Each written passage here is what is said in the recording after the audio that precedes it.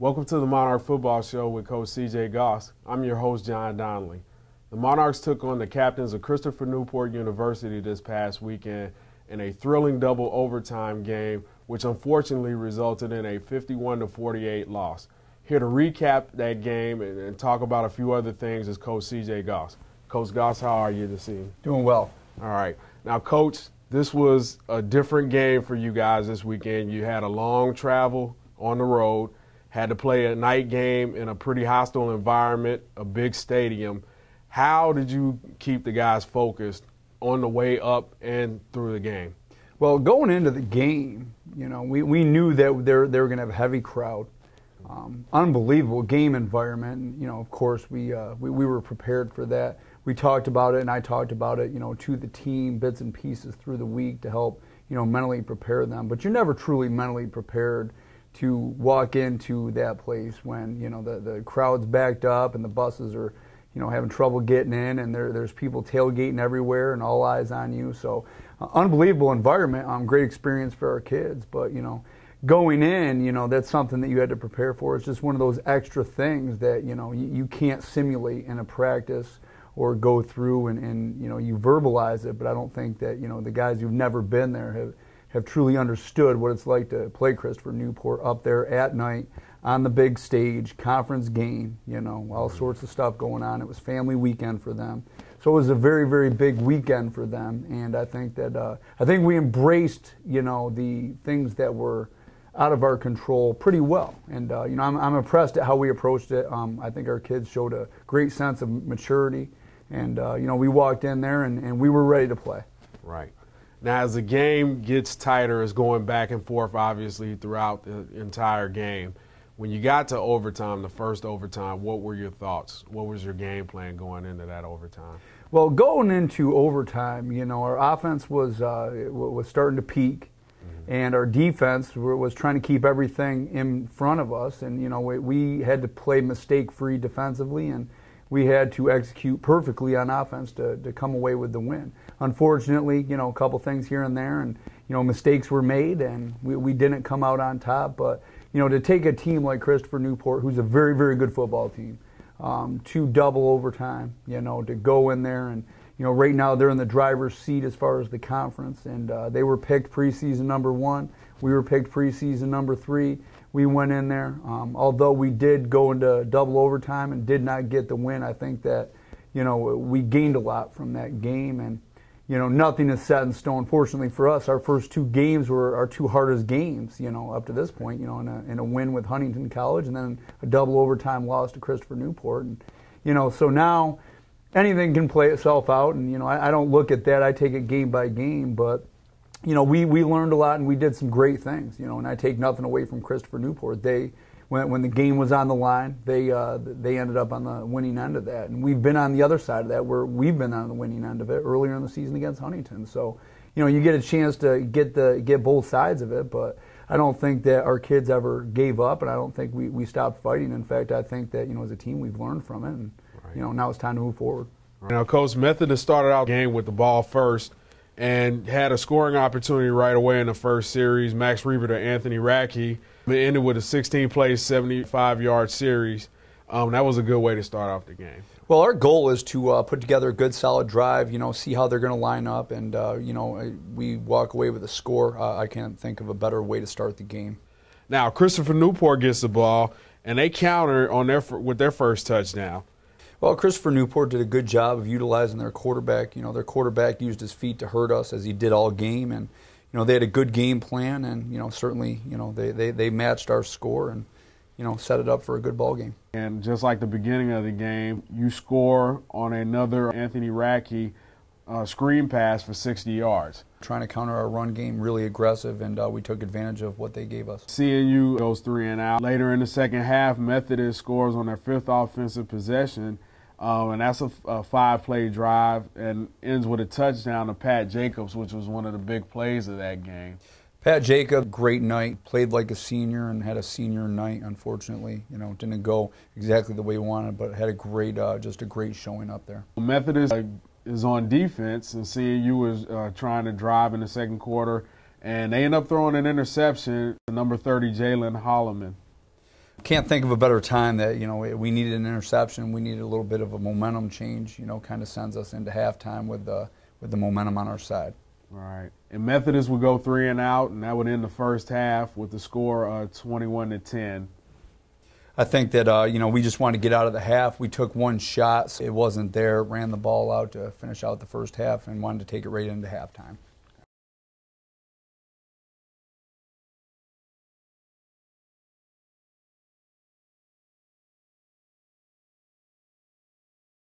This week we're going to go to our 12th man segment. The 12th man is a member of the football team that's recognized for their contributions on and off the field. This week our 12th man is Mr. Billy Gonzalez, who runs the food services here at Methodist University. And Coach, why don't you tell us a little bit about Mr. Gonzalez? Well, Billy Gonzalez, he works for Airmark, who controls all of our dining facilities and is in control of all the food services here on campus. And, I had the opportunity to meet Billy when he first came in, and what a great guy. Now, Billy and I have had an increased relationship as we've gone through. We both basically started together. Okay. And with that, we both started together, and Billy, right off the bat said, I want to take care of your football players. What can I do to help? And, nutrition's a vital part of any football program. And, he goes above and beyond, and his staff over there is just dynamic in the fact that they help our guys out, when we need food, when we travel, when we need a pregame meal, when we have anything that has to do with that. He's our right-hand man, and himself and his staff over there, Miss Ashley also, they do a great job of just helping our players and just being downright good people. Now, on the day with the 12th man, I had the opportunity to not only make Billy Gonzalez our 12th man, which puts him as an assistant football coach for the day, but alongside him was his son Isaac, and I had the opportunity to meet Isaac during our football camp this summer. So Isaac, who just made the middle school football team, has now gone to our #1 recruit here at Methodist. We're several years away, but right. He got a chance to join his father on the sidelines and run through and join him on the day. Overall, it was a great day in the fact that, we won the game. He saw some behind-the-scenes stuff. Isaac got a chance to be a part of it, and again, I would consider Billy Gonzalez not only a great guy that works alongside the football program, but also a very good friend. He's just that great of a guy, and he is truly the 12th man. He is everything that Methodist University stands for. It was a great day, and I'm really happy for Billy that we had the opportunity to pull off a win.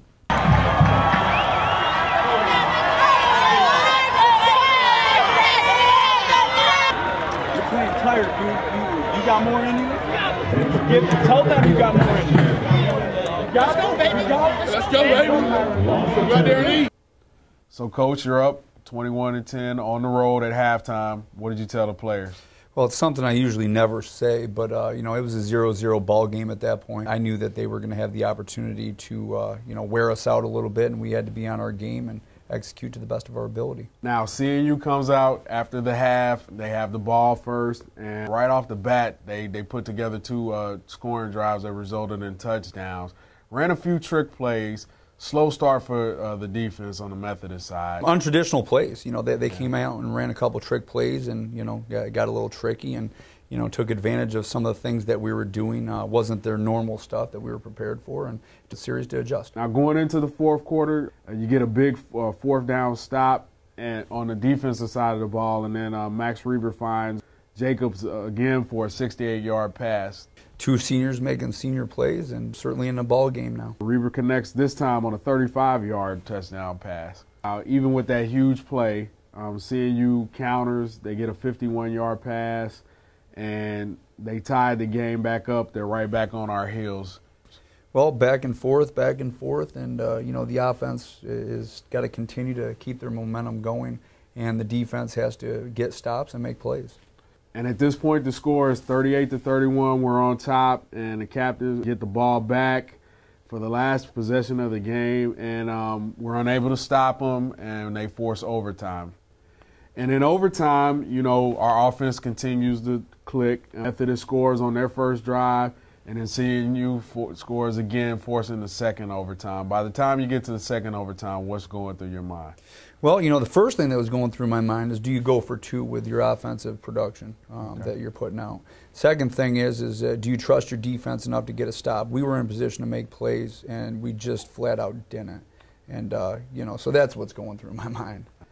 And in the second overtime, unfortunately, we can't get a touchdown, but Cody, a field goal. Unfortunately, their quarterback, he gets a hard run and a score and ends the game. And the score ends up being 51-48. Tough loss. Heartbreaking way to end the game. You know, he makes a couple good plays. We miss a couple tackles, and the rest is history. You know, all things to learn from.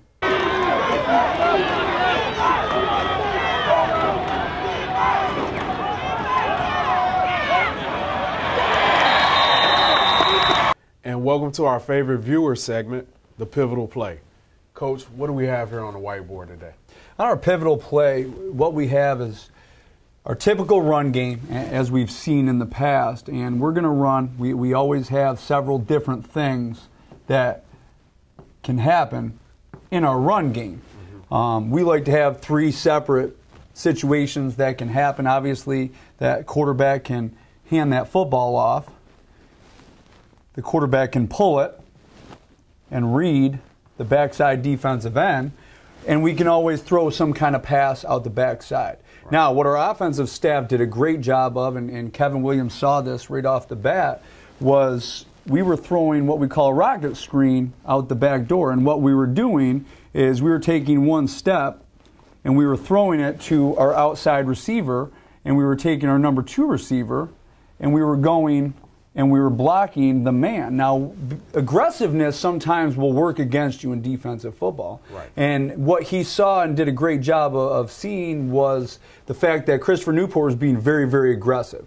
And so every time we were running this particular play, we started to hit them with our number 1 receiver, just pulling it up out the back door, throwing it to our number 1 receiver. Well, we were blocking man on, and then they were expecting their safety to come up and kind of fit the short pass out the back door. Right. Well, the minute they got overly aggressive in this particular play, what happened was our Pat Jacobs, who was going and blocking the man, we saw that they were being aggressive, and this is an outside fit by the corner, okay, and he's going to force that thing back to the safety, right, who's going to come down and make the tackle. Well, the beauty of this play is that Pat Jacobs takes this, okay, on the run fake, and he goes out to block the corner who's overly aggressive, and their aggressiveness hurt them. And what happened was he now takes off.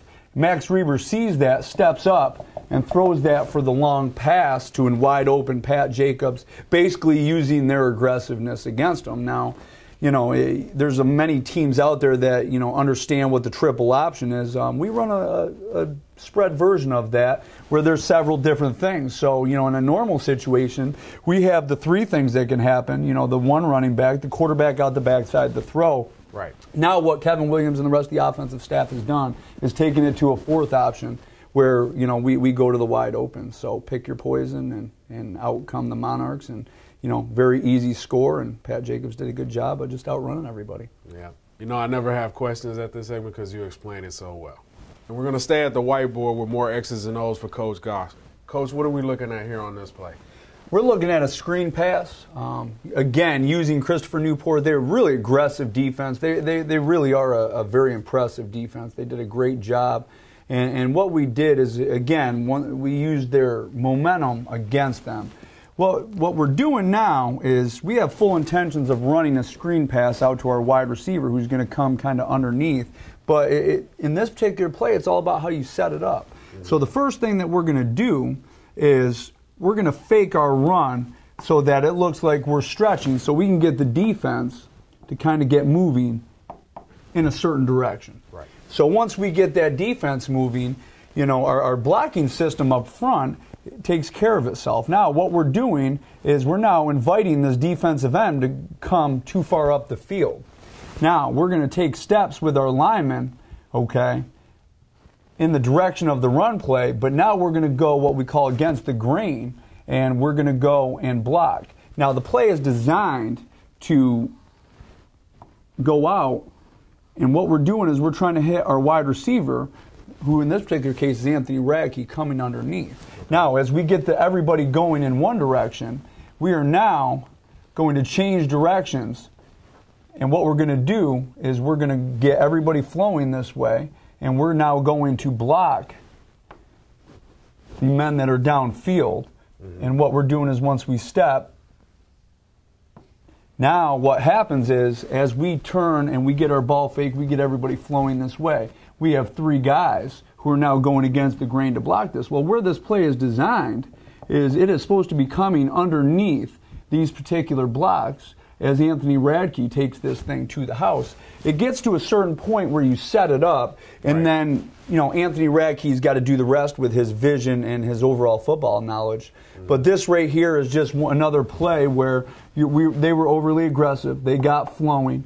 We got everybody going one way, and then Max Reber turns around, gives it to Anthony Radke, who makes one heck of a catch, uses his great vision. And, you know, these guys are just continuing to get better and better. It's impressive to watch week after week, and this certainly is one of the better plays of the game.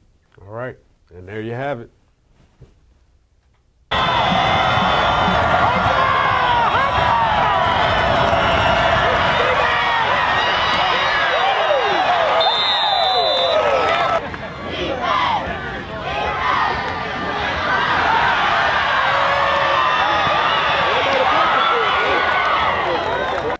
And Coach, as we wrap up this week's show, any closing thoughts on the game against Christopher Newport?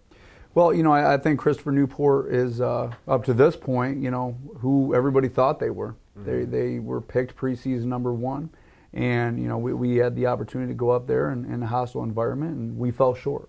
And, you know, right now they're in the driver's seat, like I've said, and, you know, they have all the pressure on them. They have to win out to win the conference outright. And, you know, I will say this, there are teams in this conference, you know, including the one team that we played, Huntington, who is going to give them a heck of a matchup. And you can never be comfortable in USA South Conference play. I think that, you know, it's early enough where anything can happen.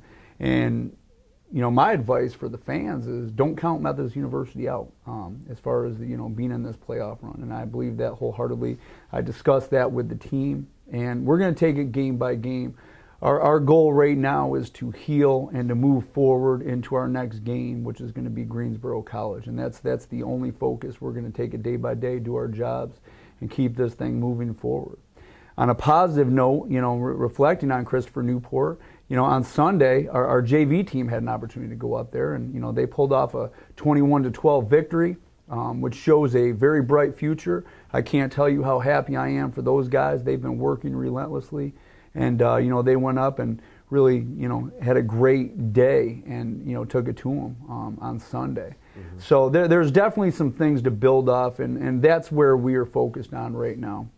How do you lose a football game and build off it versus hang your head and talk about the woulda, coulda, shoulda? That's not a staple of, you know, myself or the staff or anybody here at Methodist. And so where I go from here is we take the things that we did good, and we're going to focus on those. And we're going to take our mistakes, we're going to learn from them, and we're going to move forward. We will fundamentally develop, okay? We will fix all the little things, and it's still early. Now, is that an excuse that it's early? No.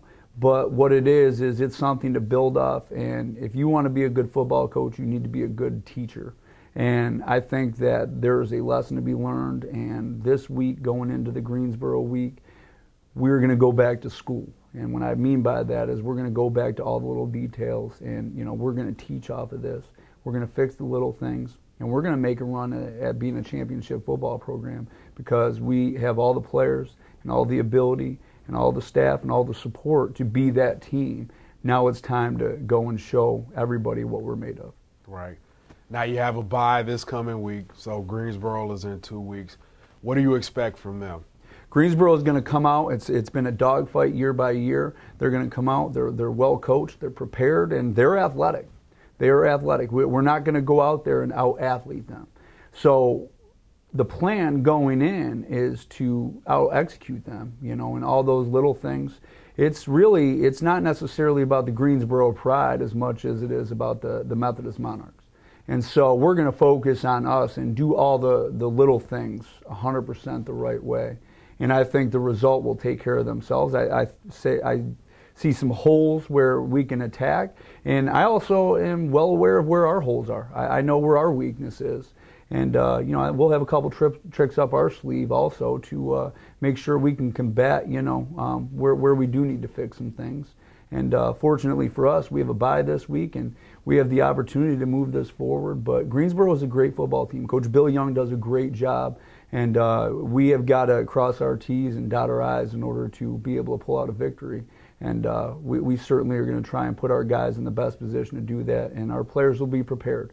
It's going to be time to execute come game time. And we once again like to thank you for watching the Monarch Football Show with Coach CJ Goss.